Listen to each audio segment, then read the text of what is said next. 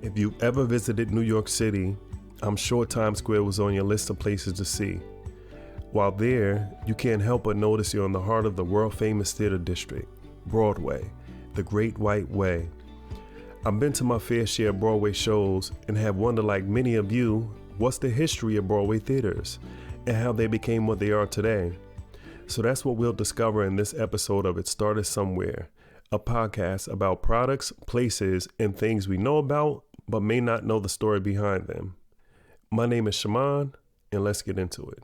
Thomas Keene and Walter Murray opened the first significant theater in New York City in 1750, before America even gained its independence from Britain. It was located on Nassau Street, which is in Lower Manhattan, and although there were performances in other locations in New York before this theater marked the beginning of New York's theater scene. It hosted Shakespeare plays and musicals. In 1798, the Park Theater opened on Park Row, just east of what is now City Hall Park, just off what today is Broadway. This venue set the stage for the future of theater in New York, hosting local and international performances and becoming a cultural hub for the growing city.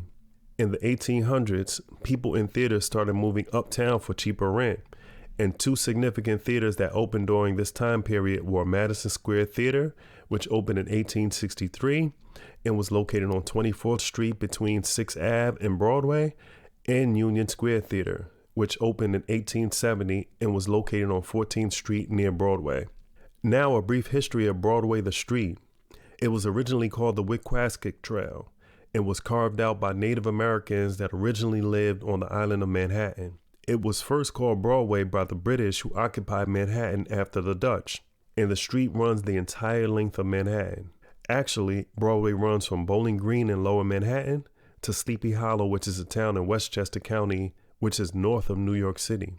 Although the theater district is primarily located on the stretch of Broadway near 42nd Street today, it made its journey from downtown over the course of decades in the 1800s. At the turn of the 20th century, the New York City subway opened, which allowed people to get uptown more easily, and that's when the current Broadway theater district began to take shape. In 1903, the new Amsterdam and Lyceum theaters were built in the Times Square area. Times Square got its name because in 1904, the New York Times moved its headquarters to Longacre Square, prompting the city to rename it Times Square. And this area quickly became the heart of the theater district. Around that time, electric lights were being installed in the area, and before long, there were lights on theater marquees, adjacent buildings, and street lights, giving the area the name, the Great White Way. Broadway grew in popularity throughout the early 1900s. During this time period, the number of Broadway theaters grew from about 20 in 1900 to an all-time high of 80 in 1925. However, the Great Depression hit Broadway hard, causing many playhouses to close their doors, while some converted into movie theaters. Some producers and writers left for Hollywood, and many could no longer afford to attend plays.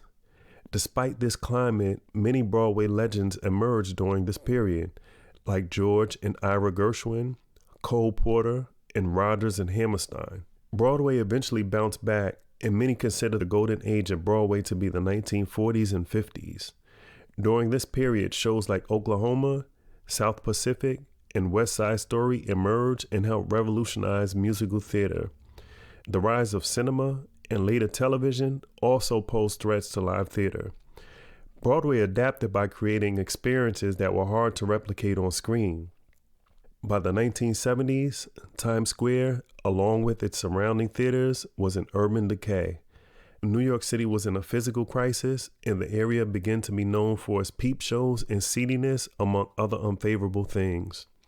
During the 1980s, a campaign began to clean up Times Square and revitalize the theater district. By 1987, 25 Broadway theaters have been designated as New York City landmarks. Disney's arrival on Broadway in the 1990s with Beauty and the Beast helped attract more family audiences. In 1998, Disney partnered with the city to rehabilitate the new Amsterdam Theater, which sparked a resurgence in Broadway productions. Today, Broadway is stronger than ever, with long-running shows, revivals, and new works. It shows no signs of slowing down. Broadway's influence extends far beyond New York City. It has shaped American popular culture, launched countless careers, and continues to be a dream destination for performers and theater lovers worldwide. From its beginnings in the 18th century to its current status as a global cultural phenomenon, Broadway has continually evolved while maintaining the magic of live performance. Thank you for joining me on It Started Somewhere. I'll catch you on the next episode.